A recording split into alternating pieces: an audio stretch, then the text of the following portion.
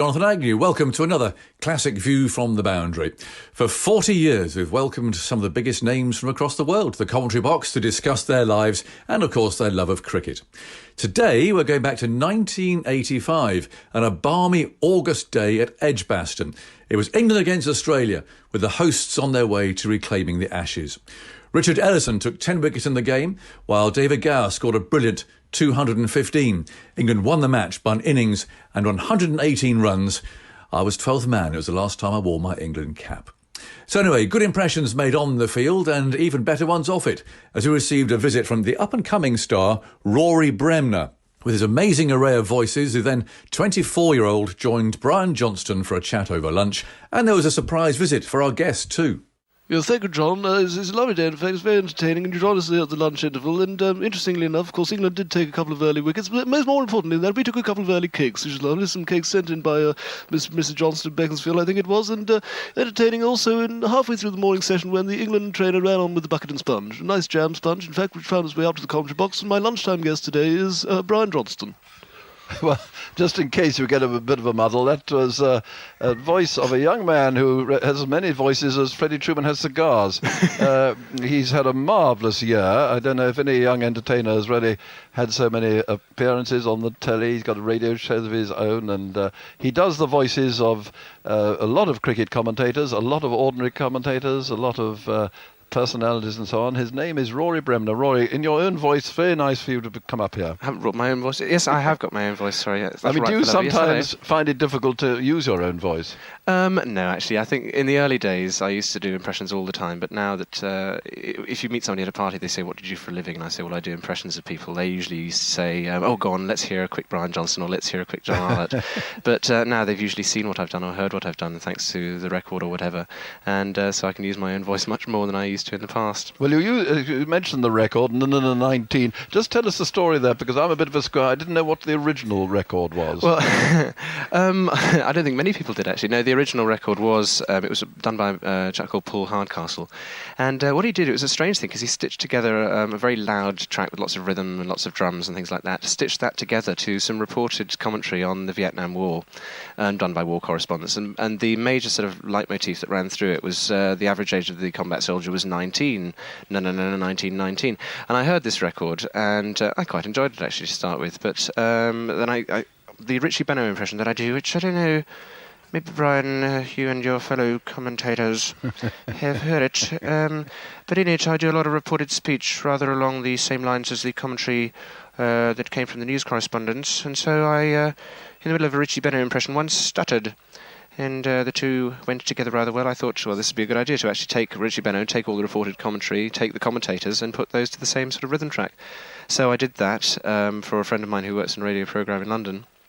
And the publishing company listened to it and really liked the idea, and said, come on, let's get a single out, and let's do that. And it became a quick single. It went up the charts, and it really was received an awful lot of play.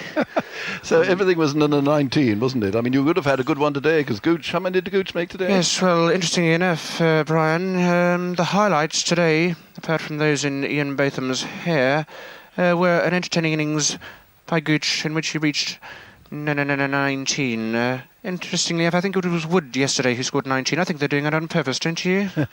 What was the point of the stammer in the thing? Did the original one have a sort of... Well, the original one was all done electronically, actually. It was... I nearly stammered there.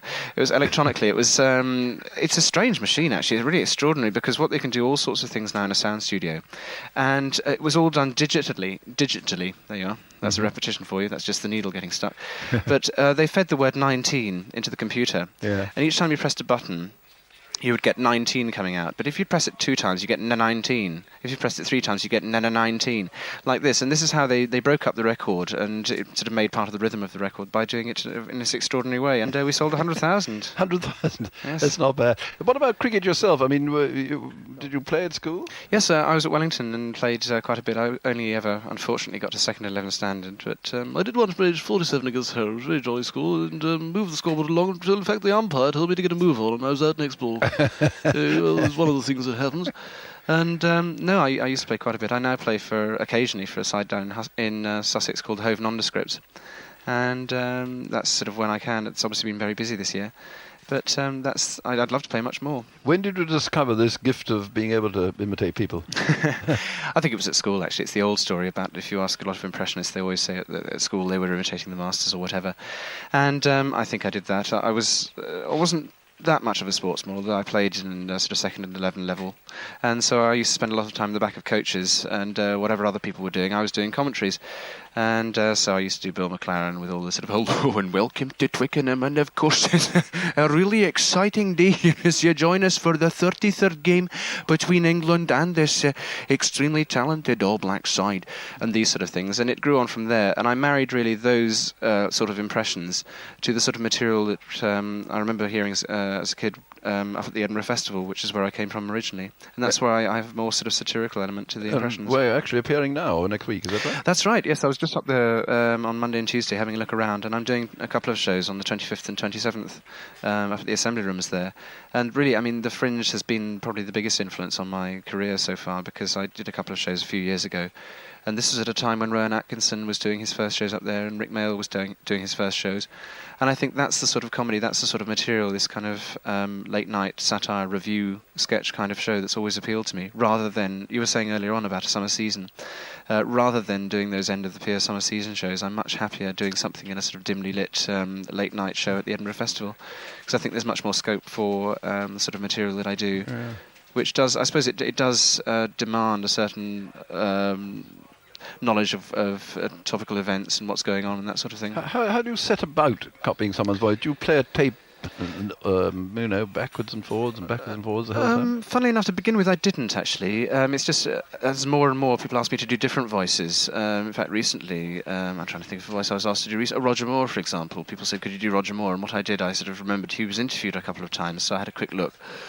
And I realised that he has a very deep voice, a very laid-back style of speaking, in which he hesitates the same way, and I listen. And so it's really, when people throw new voices at me, that I have to have a listen. Generally, they've been voices, though, that I've worked on by instinct. And when you take somebody like Richie Benaud, for example, as a keen cricketer fan myself, I've listened to him for many seasons.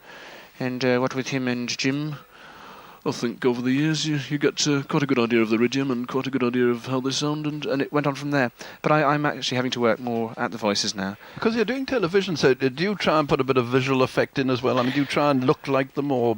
Yes, this is the thing. It's funny, in many ways I think radio is a more suitable medium for an impressionist, because it's easy, well, not as easy, obviously, I mean, this is all relative, but as an impressionist, the first thing you go for is the sound.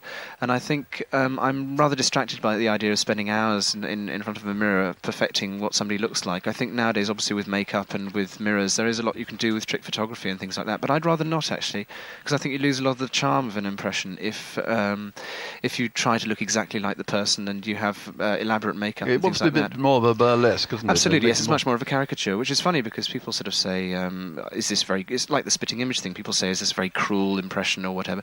It's not really, it's exactly what cartoonists have been doing for years. You're essentially caricaturing a person, their idiom, the way they speak. Now, do you judge when you've got the voice right, or have you got a minder or listener who'll say that is right, or can you judge? I've got a few listeners who'll tell me when I get something wrong, but no, there's generally I can hear it in my own mind, and also when I'm performing, I usually rehearse outside when I'm walking along to the tube station or something. I can remember my first Kenneth Williams impression. I was late for a train once, and I was just walking along thinking, I wonder if I can...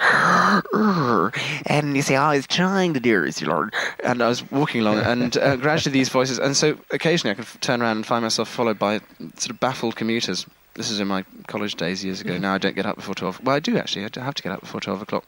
Do you ever ring people up with their voice? I mean, does that put them off a bit? I don't think I did do it. I've done it to a number of people, actually. I did it to a Radio 4 producer the other day. In fact, I rang up one of the people who works on the Wogan programme, is Pete Estill, and he used to work together with Ian Gardhouse, who's my producer for Colour Supplement, the little bit we do there. So I rang up Peter in Scotland and said, hello, Peter, it's Ian Gardhouse here of Radio 4. Unfortunately, we won't be able to release Rory until about half an hour before Wogan goes on air. Is that going to be all right? And there was silence down the other end, and he was very, very worried, and eventually and also on my answer phone I put sort of Prince Charles is very kindly answering my phone at the moment because unfortunately I've had to go out and get nappies for Harry. And so these electronic flunkies, you see and listen. So people ring you up, they hear Prince Charles, do they? Okay, they might even hear Robin Day, depending on on how I'm feeling. In fact, yes, it all depends on the state of play, which I gather here is quite good. In fact. Well, what about now? Before we deal with the cricket commentators, someone like David Coleman, easy? Well, now, I've often been told that David Coleman makes a lot of mistakes, and There are fair, in fact, on the sports commentator. It's funny because since this record, I've been associated more than anything else with sports commentators. There are quite a few to choose from, and the things you pick up are the people who make a lot of mistakes, like Murray Walker, for example. I don't know if the sound engineer's listening, he'd better turn the levels down because Murray Walker's fairly loud, and he does make a lot of mistakes when he's announcing it's Nelson PK of Argentina. I think you'll find... James Hunt interrupts. I think you'll find it is, in fact, Nelson PK of Brazil. James Hunt is right. I am wrong. It is, of course, PK. There is Mark Thatcher in the Sinclair C. And you find it's those who make the mistakes that you pick up on. But I think it's difficult in some ways to be to be satirical about those sort of things that you like. I mean, I love sport anyway. You mentioned a name now not unknown in certain television circles, Wogan. You've been on about 3 or 4 of his shows. Can you do him? You know, that's an interesting question, Brian. And, you know, I've often been asked to do Wogan. It's a hard one, but I found the thing with Wogan is it's much more... Instead of going for the Irish accent where you tend to end up with a name and Andrew, instead of, ha ha ha, yes, I'm a wacky Irishman and this one. Instead of doing that sort of voice, you go for the intonation. And a fine man like yourself, Brian, you will have noticed that his voice goes up and down, and, you know, on Radio 3, listeners get a bit closer to the old tranny in the corner. And he loves playing with old phrases, and it's really the self-deprecation, really, that I aim for in his character, because he often he does these things like, I never forget me old mates, like Gloria Hunniford. There's a fine figure of a salary. And Jimmy Young. That's a contradiction in terms. These sort of things. Can you do Jimmy Young? He's put me right on the spot there, so I'm going to go back to Richie. But I could do Jimmy Young, I think, with a little bit of practice. I think you'd then go for the jolly old thing you see, and what we'll be doing, you'll cheat. It's not there by any means, but I think that's what you go for. You go for the jolly old up and down you see, Mrs. Thatcher you see, when I asked you to form a government, all this sort of stuff. Yeah. Right, but now coming into the cricket commentary box, what about our summarisers, the Boyle or Sir Frederick? Well, I have heard of it, Sir Frederick. In fact, funnily enough, a few weeks ago I was working on a television programme and Barry Cryer came up with a lovely idea for a sketch, which was in fact Richie Benno was commentating. He was in fact in bed with somebody, and so the sketch ran along the lines of, yes, you join us here behind the gasworks end, and it's been an interesting day's play. And play a bit quiet at the moment. And it continued like this until I had to say, and comment now from Fred Truman. And David Copperfield was, funnily enough, playing Fred Truman, stuck his head up between us in the bed, turned around and said, well, if that's me, it's not time to put somebody else on. And so that's Barry Cryer at that one. Thanks, Barry, if you're listening out there. So Fred is a fairly easy one to do. Well, of course, I'm a bit fewer on cigars, but I think there's... Occasionally you detect a certain amount of animosity going on in the box, which is lovely, you know. It's like you'll say, and it's lovely. I think it's 200th Test wicket. Well, actually, it's 201st, which, of course, as anyone who takes 300 wickets in a Test match will tell you, it's been a good bit of bowling. Because I thought he bowled rather badly, and this sort of lovely... I think that's what makes this the Radio 3 commentary such an institution, is really the interplay between the characters. Institution, I think we are. What about the great John Arlott now? Everybody thinks they can take him off. Is he the easiest one to do? He's one of the easiest because, of course, he's got a voice which I would describe with the adjective Stilton, because it's a very kind of crumbly voice, and, you know, the way Thompson's been bowling out there today, you'd think the bat was a protected species. It's a very grumbly sort of voice.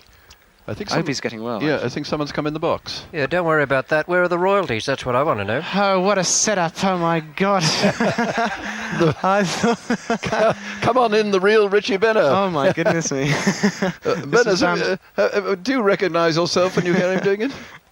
Well, I don't think anyone knows exactly what their voice is, but that's not the point. Where are the royalties? Actually, that's a very interesting point. They're on the scoreboard over there. About 103. A lot of notes out there. That's a typical English. Oh dear, what am I going to do? I think What a you'll have to setup. pay up, I think. Well, I've got £5 actually to go. Well, I'm just going back to have some lunch, but I can tell you that I enjoy the record, and I right. particularly enjoyed the piece you did on the Wogan show. I thought that was very, very good when you've got the visual effect as well. Oh, that's lovely, because they actually ran in some of the test match footage from last year, I think. That's where, right. Of course, all the batsmen being bounced out, which I felt And I thought added to it a lot. that all looked very good, and the one they have on top of the pops as well. Oh yes, that's. I had to do that 2 or 3 times actually, because it's very, very difficult, because that record just goes on and on and on and on. And if you lose track, and of course there were 5 different voices and 5 different cameras to work to, and it was quite. I don't know what to say. I'm overcome here. Well, don't you worry about a thing. You just keep going. My wife and I need the money. Thank you. Is that the first time you've met a victim unawares? Is it? It's certainly the first time I've met that victim unawares. Yeah. I often wondered actually. Yes, am I ever going to? Yes. Well, there you are. Well, you've met him. The bearded Very wonder good impression, now. wasn't it? Actually, he's over the other side of the ground. No. I'm bowled over. What about Stamped. the bearded wonder now? He comes in every now and again. The last person to do the bearded wonder was in 1964. It was in the Oval Test, and You said the bearded snort as it comes in. Apparently, you were saying. Yes, he snorts a lot. yes, Can you do a snort? well, yes, I think the last person to do a snort was in 1964 in the Oval Test, and it was an extreme. It's really the way I did him on the record. I think we used him on one occasion, and that was just to provide a statistic. I did a program the other. Sorry. No, go on. The other day with Andy Peebles, when we had Henry Blofeld on the other end of the line. What about And, blurs? Is he easy to do? Well, Andy Peebles does him very well. It's essentially this my dear old thing. Yes, it's an extremely interesting day. We asked him actually about Andy Peebles said, well, how do you feel about not actually being imitated on the record? He said, my dear old thing, I don't mind, because there was a bus, which of course it entertained me enormously. And I was listening to his commentary this morning. And he does get a lovely sort of tension as the bowler comes up. It's Thompson, he comes in, there's 3 slips, a gully, he comes in now, a blackbird goes across the ground. Anyway, never mind, now back with Thompson, he comes in now, he bowls, Robinson plays back. And as soon as the ball reaches the other end of the wicket, it's sort of subdued, Robinson plays back, and there is no run. He always sees a rare pigeon or a rare magpie. A rare pigeon strides across the ground, a bat underneath its wing. It's interesting, this pigeon. It turns round, it comes into the wicket now, it bowls, the ball goes, yes. I mean, you once saw a butterfly walking across the pitch at a butterfly. Headingley. Very, very jolly. Yes, we've got a butterfly cake here now, in fact, round the back. Somebody said, I was outside and thought, I must get a cake up to the commentary box. He said, oh, I shouldn't bother. They've got about 17 up there. I should have said 19, shouldn't I? They have got 4 or 5, but If you've got any cakes, do send them in. Don't please anymore. It's very kind of you. We've got so many here. We're giving some away, but they're very nice, the ones we have got. Any other? Bob Willis now has been on a bit. Is he easy to do? Bob, he's a very quiet voice, isn't he? He's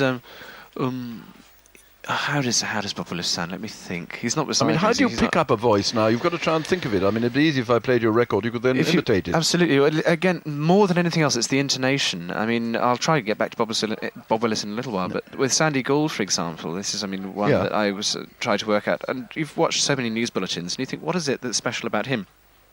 And soon you realise it is because he has a certain harshness of voice, and when he does news lines like the Animal Liberation Front, they claimed another major victory when they managed to set free the entire studio audience of The Price is Right. The report follows, and it's this kind of harsh. I think with Willis, what would I try to go for? I'd go for the. It's a the slight quiet drawl, tones. isn't it? It's a bit of a drawl. Yeah, it's a slight drawl. It's usually he gets asked the question that somebody's just been asked before, like Peter West will say, So, Richie, entertaining day in prospect. yes, I think probably quite a few runs on the board and a few wickets to go down by the close of play, I'd hope. And it would go to Bob. Yes, Bob, what do you think? And he'll say, Well, I thought quite a few runs on the board and close it. and then he'll repeat the last phrase and then go into his own analysis. But I'll work on that. That was quite good. Earl West, that was rather good, Peter West. Has he got a particular thing you pick up? Yes, he's got a very shiny forehead, which occasionally catches the glint on the ground. When he talks to he catches all the stars. Yesterday I was watching. He had Leslie Thomas, who, of course, wrote. He's always watching. If you notice, if you watch Peter West on the television thing, he's always looking down at this monitor. I don't know, by his feet or whatever, and he's trying to hurry the guests. And now we're going to see the fall. Yes, no, we're not. Yes, I think carry on, Tom. The fall now of Gower. Now Gower had reached 12, and I'm waiting for the day when he puts his pipe in his pocket, and you'll see smoke piling out of it. And now we see my pocket on fire. Have you got any favourite? Or is there one favourite one you do which you like more than any? I like to do voices that aren't done a lot, and Dennis Norden is certainly one of my favourites. So have you know Dennis Norden? Yes, have you heard him looks imitated familiar. before? Yeah. Because if you listen to him, it's good afternoon. Now, if you're one of those people that can remember what I did to make me famous in the first place, then you're probably daft enough to enjoy the next 40 years of looks rehearsed. And somebody said, I did that once, and who should appear at the stage door after the show but Dennis Norden? And the only comment he said is, I really enjoyed that. He said, but just one thing. He said, I'm a lot slower than you make me sound. And if you'd seen him, then he does all the gestures with the hands, which I must say Dennis Norden does speak with the hands. Rory, we could go on for a long time, but I hope you'll study him. I must say it was a hell of a shock when I first heard you. I was doing a cricket commentary motoring down the M1. I heard myself doing a cricket commentary, and I thought, goodness, am I in a dream? Anyhow, Rory Bremner, very good luck with all your voices. Continued success, and it's been very kind of you to come up here, and I hope you enjoy the rest of the cricket. Yes, thanks. It looks a lovely day, yes. And we're going now back for some cricket scores. Would you like to hand back to the studio? Yes, let's go back to the studio. Just to remind you, the score here, 103 for 1, and back now for the rest of the cricket scores. Wonderful voices and wonderful memories, and Rory's been a guest many times over the years, but I don't think he's yet perfected me.